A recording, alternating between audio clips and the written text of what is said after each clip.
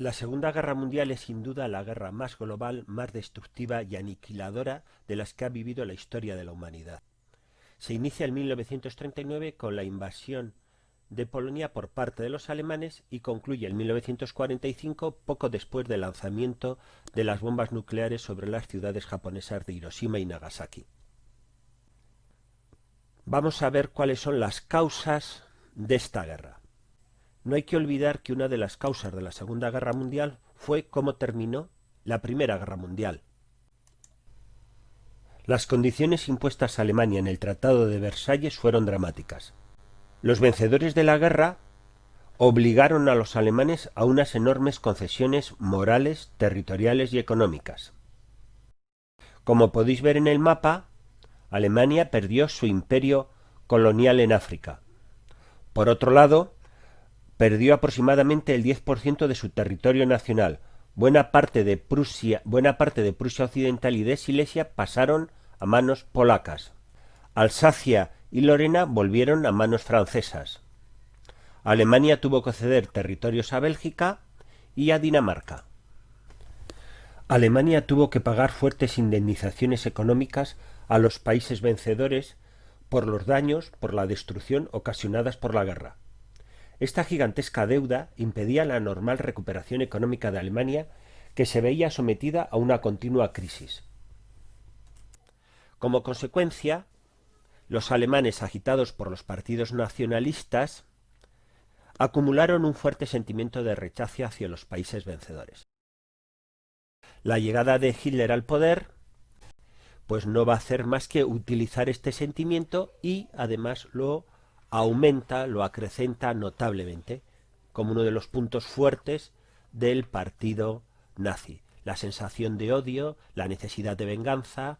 Dass ich fleißig gewesen bin, dass ich gearbeitet habe, dass ich mich in diesen Jahren für dich eingesetzt habe. Pero sin duda alguna, la causa más importante del inicio de la Segunda Guerra Mundial es la propia ideología nazi, una ideología sin escrúpulos, muy agresiva y violenta. Alemania fue burlando, primero en secreto y después ya abiertamente, las limitaciones impuestas por el Tratado de Versalles. Alemania comenzó a rearmarse.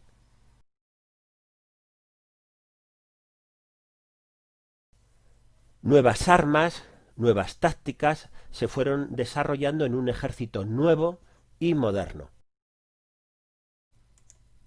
En el cuadro podéis ver las diferencias de ejército entre 1932 y 1939. Uno de los principios nacionalistas era el concepto de espacio vital. Los alemanes, como raza superior, necesitaban imperiosamente nuevos y amplios territorios. Estas ideas que se van a ir desarrollando en la Alemania nazi se irán poco a poco materializando en una política exterior desafiante y agresiva. Desde marzo de 1936, Alemania inicia una política expansiva. Primero será la remilitarización de Renania en 1936, incumpliendo las condiciones del Tratado de Versalles. En 1938, de forma pacífica, Alemania se anexiona a Austria. El objetivo es la unificación de todos los pueblos de habla alemana. En octubre de 1938 inicia una operación más agresiva, que es la ocupación de los Sudetes, un territorio que pertenece a la República de Checoslovaquia.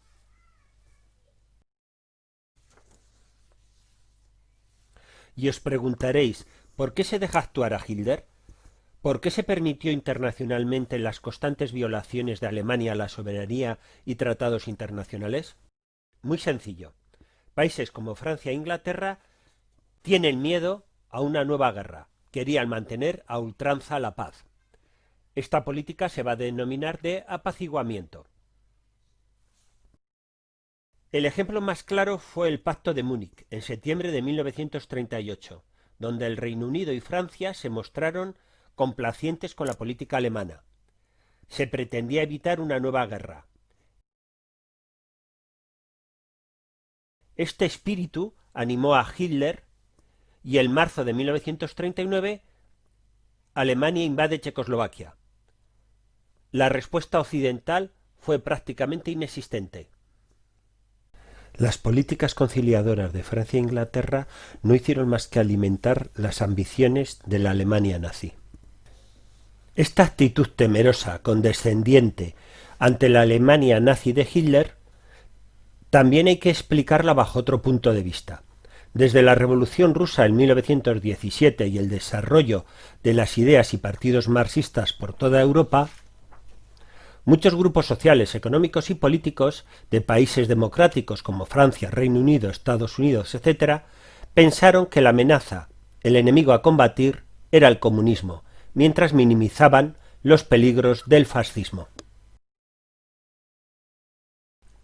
La Alemania nazi no se encontraba sola internacionalmente.